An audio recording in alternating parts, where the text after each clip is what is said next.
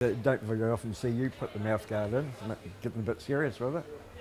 I just needed to work on something where I could tell if I'm working with Hemi, he can't punch me in the mouth and then we end up looking like twins.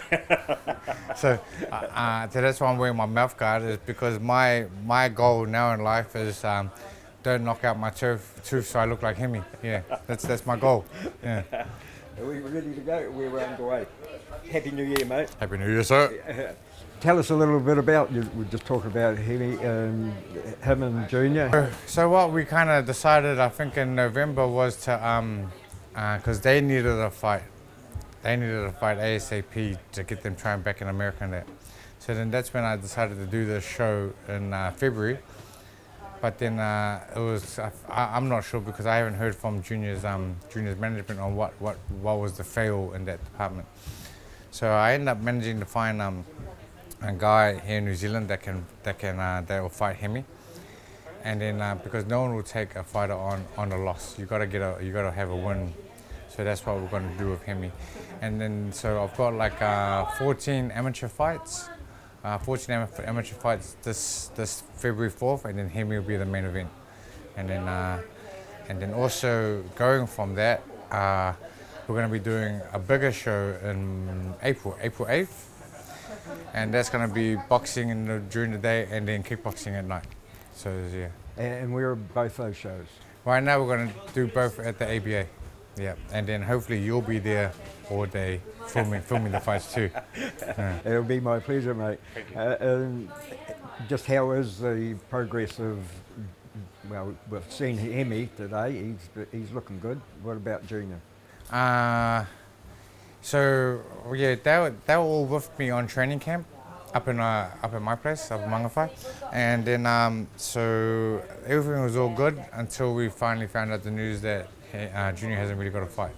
So now kind of it's like Junior will just taper back off again, and then he'll just focus on just basic shit.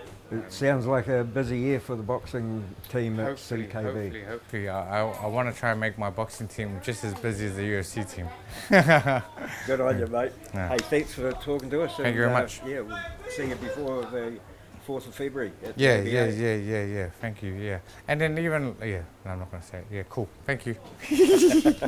What do you want to say?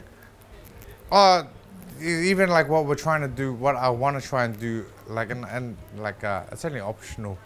So like I think for these younger boys, because this for the amateur boxing, this is a massive year for amateur boxing because it's all Olympic qualifying this year, especially at the end of the year.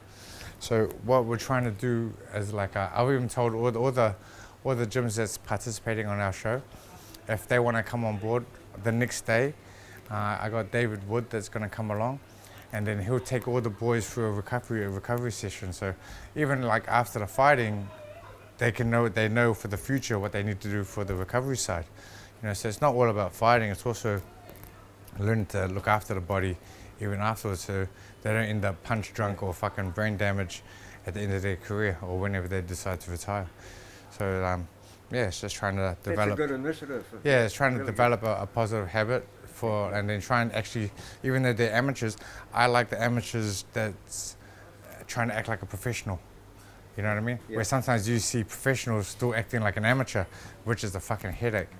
You know, but if you can teach the amateurs to be professional, be more professional, then that's going to be a positive outcome, or hopefully for when they get older, and then what they can teach to their students after that. So I think that's brilliant, mate. Oh, can I have a cuddle? Thanks, buddy. Good on you, mate. Cool.